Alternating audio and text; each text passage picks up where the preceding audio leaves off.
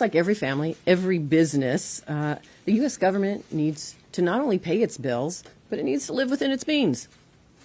And the debt ceiling that we are talking about right now is paying those bills. Those are the obligations that were incurred under previous administrations, both Republican and Democrat, and that's what we have an obligation to pay. It is not about future spending. We can have a conversation about future spending and learning to live within our means. And there's a process for us to address that. And you've heard it from my colleagues. That's the budgeting process. That's appropriations. And by the way, should we learn to live within our means? Absolutely. And that's why in the Inflation Reduction Act, we worked hard to ensure that we're reducing the deficit by $300 billion. Right. So there are ways for us to work together to get this done. But unfortunately, the Republican leadership right now in the House would rather play games with people's lives, which seems to me constantly, instead of thinking about the greater good, they're thinking about their own political interests. But with their own political interests in mind, let me just remind my colleagues in the House the impact it has just on the state of Nevada. Because if we are to go into a default, the impact in my state alone would cause a number of things. Housing costs would skyrocket, with a total cost of mortgage going up by $117,000. More than 50,000 Nevadans could lose their jobs. More than 500,000 Nevadans relying on Medicare could lose access to health care. And more than 200,000 Nevada veterans may not be able to receive their benefits. Something that I don't think any of us are willing to accept. So there is a lot at stake. I will tell you this.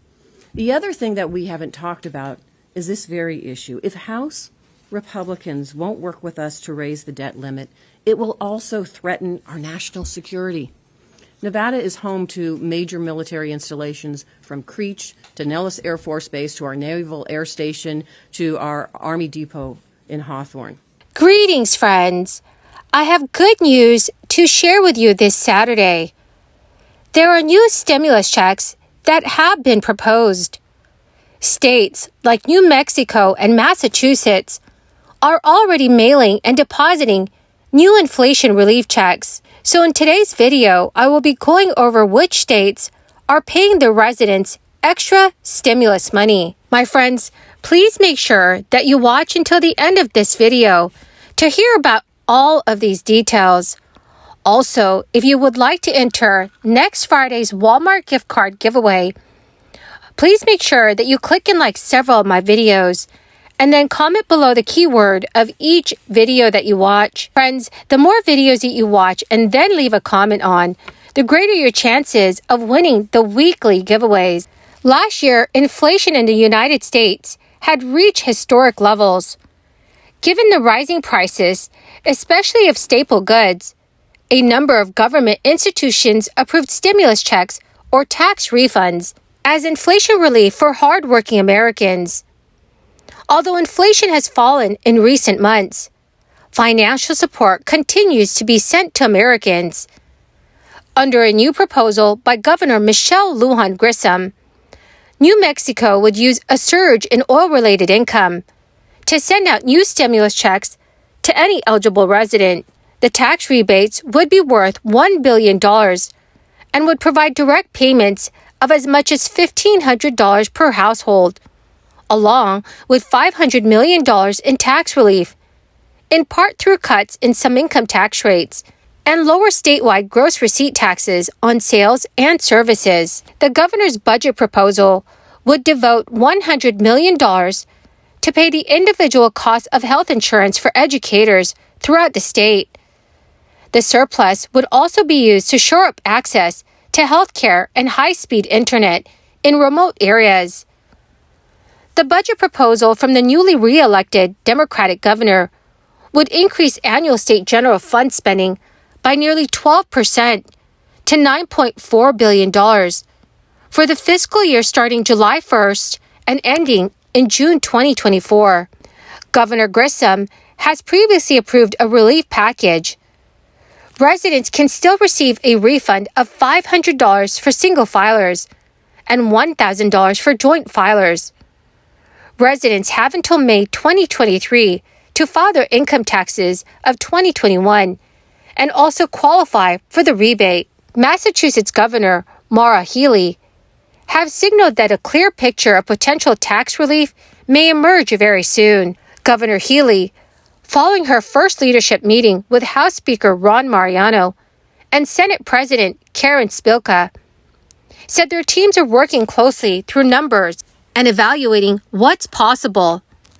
The budget season has already begun. Governor Healey on the campaign trail had vowed to make progressive permanent tax relief her day one priority, after lawmakers nixed it from their compromise economic development bill. Governor Healey had largely echoed support for now former Governor Charlie Baker's sweeping tax cut proposals last year for seniors, low and middle income residents, and renters, as well as overhauls to the estate tax.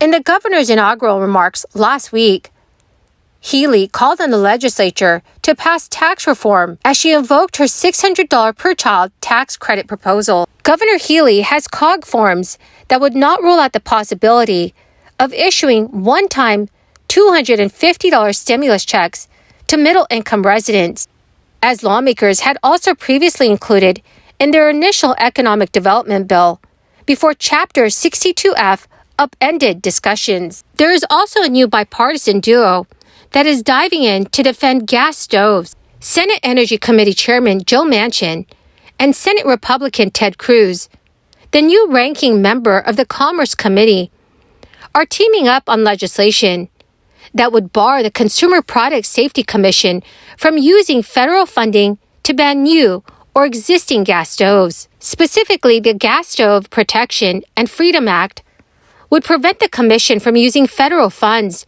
to regulate an existing gas stove as a banned hazardous product. It would also prevent the commission from taking action to enforce any consumer product safety rule that would result in prohibiting the use or sale of gas stoves in the United States. Senator Manchin said in a recent statement, "The federal government has no business telling American families how to cook their dinner, which is why Senator Cruz and I introduced bipartisan legislation to ensure Americans decide how to cook in their own homes." According to the U.S. Energy Information Administration, nearly 40% of U.S. homes use gas stoves. The Manchin-Cruz proposal is a direct response to a top official at the Consumer Product Safety Commission who ignited a debate last month by floating the possibility that new gas stoves could be banned over concerns that pollutants from burning gas indoors may increase health risks. Many Republicans have said that the Consumer Product Safety Commission's proposed ban on gas stoves is the latest scaremongering by Democrats and the Biden administration.